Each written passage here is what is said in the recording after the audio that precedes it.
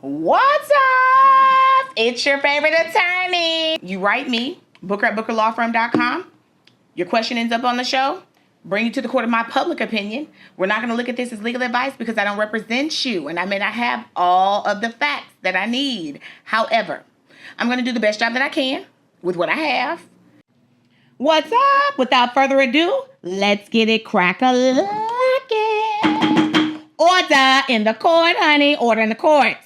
They wrote me and they said, I still have standing. Presumption. If I failed a drug test while my child was placed with my family member on a temporary order, am I in trouble? I need advice on how to go about my situation. My child's with a family member on temporary orders because of my drug use. I've been clean 10 months. I relapsed once, and today makes another 8 months that I've been clean during temporary orders in place. I've enrolled myself in outpatient treatment, been going to church. I always had my own place. I have my niece in my custody for 3 years. Still take care of her. I've been a good mom. The opposing party's asking for visitation. I did not agree, so the other party's trying for full custody. My lawyer's trying to get me to agree to the visitation with her.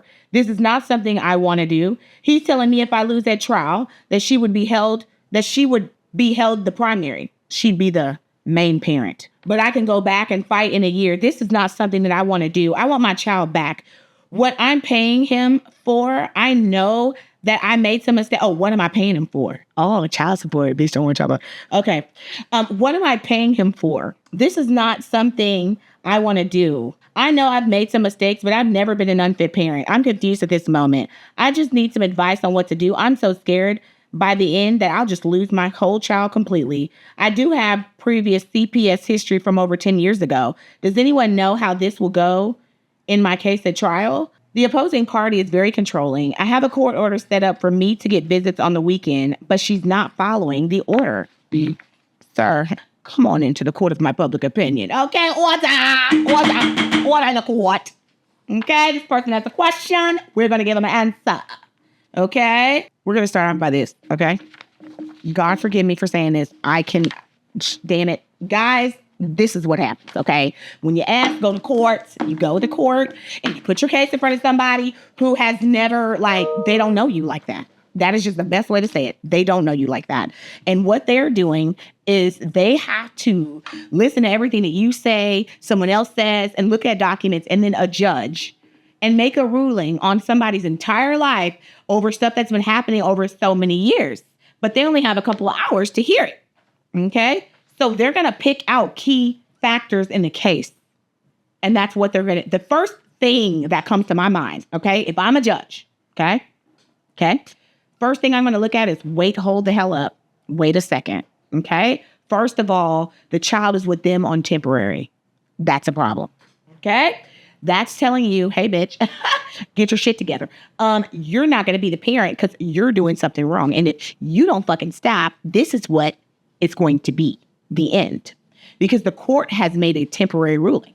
Now, temporary rulings can change. They can change based on the circumstances. They can change based on what's happened long term. They can change for many reasons. But one thing that I pay attention to as an attorney is what does the court rule on temp? That tells you how they're leaning. Point in blank, period. Okay? So right now, this individual is leaning towards not being the primary parent, and that's just what it looks like.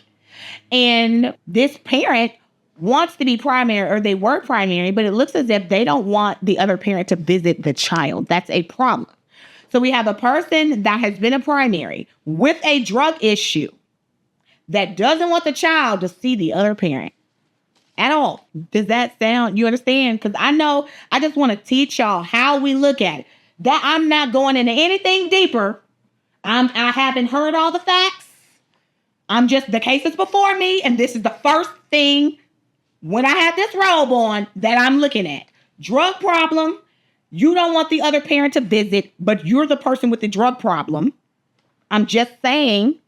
And the court has already put the child over there, and you still don't want to agree to visitation with the other parent.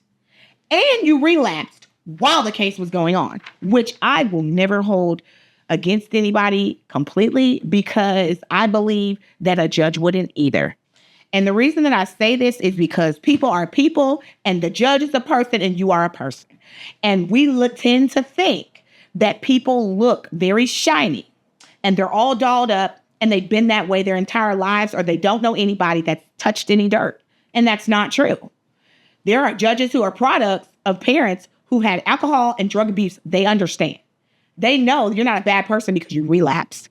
But when you put that relapse along with everything else, it doesn't look good for you because you don't want the child to see the other parent and you're still using drugs. And I would offer up to you that first thing I'm going to think as a judge is, hell, that's the reason your ass ain't thinking right. It's the damn drugs. Are you sure you relapsed once? Or was it more than that? Because, bitch, you still are sitting up here, bitch, with no custody. I'm just, y'all, precursory. I'm just from the back looking in. Don't get mad at me. I sound like a Karen. Don't worry about it. How I sound. Because I may sound like this to a client and I bring that whole child back. I'm telling you what to look at. And right now, that's what I'm looking at. Bitch, you was not on drugs once. Couldn't have been, because you still own the motherfuckers. You telling me that this child shouldn't see the other parent. The child is in the home with the other parent. Dude. So now I'm saying the drug use is more than in a minute. Okay? I'm going to feel like it's going all the time because, girl, or sir, you still haven't grasped the fact that the judge said, don't give a damn what you got to say. The judge said you will allow this child to see this other parent. That's what the judge said. And the judge said, since your ass don't know how to let somebody else visit, they're going to let them be the primary parent and then allow that parent to let you visit and see how you like it when you ain't getting your damn visit. And then you have the nerve to argue about the fact that you're not getting your visits. Oh, well, I'm not getting my visits. But the whole beginning part of this was how you didn't want them to get visits. Goose gander, people. Gander goose. Goose gander, gander goose. If it's good for the goose, it's good for the gander. Why the hell can the child see your goddamn date, rape, drug, fentanyl, smoking? I don't know what you do. But why is it okay for you to see this child, but they can't? If they are not the one relapsing during the damn proceeding, what the hell is going on, people? I'm going to tell you like I told my client today. Sometimes we need to just look at shit like it is. We fucking bury our heads in the sand like ostriches and like, I don't want to see that. No, that's not happening. I don't like bad news. I'm not going to take the bad news. Bitch, what is the bad news? Give it here, because that's the first bitch I'm knocking out. You line up 10 bitches, and I'm going for the biggest bitch first. I'm knocking that hoe out. And if you got questions about it, ask about me, baby. I'm knocking the first bitch out. Why? Because that's the way that you approach life. And that's the way you approach these cases. Your hardest, weakest point is the one that you attack the most. You don't run from it and you don't hide from it, because the other side is going to show it in trial. So that's the one you start with and you finish with it. And that's the one you ride the most, your weakest point. You understand? And so for you, you are ignoring your weakest point. And your attorney, in my opinion, is trying to get you to see what the weakest point is. Your weakest point, bitch, is that you will not allow visitation, and that's your motherfucking problem. That your attorney, you ain't even told me that the attorney said shit about the drugs. The attorney said the visits are the issue. You not allowing visits are why you're here today. And you just still don't want to talk about that shit, and you still don't want to be fair about it. I hate to say that I don't believe or find out you're going to get this child. I hate to say that I don't believe or find out that you deserve this child. I hate to say that your ass needs to be paying child support. And I hate to say, but you still have a road to go on your drug addiction, because, baby, you ain't been 8 months shit. 8 minutes sober, not 8 months. Next case. Bitch, you can't pun me with that. Get out of here. Next case. I'm locked up and facing charges. Who gon' fight these cases for me? I called Booker Law Firm. They got the job done. They were right there for me. For more information, contact the Booker Law Firm at 713-292-2225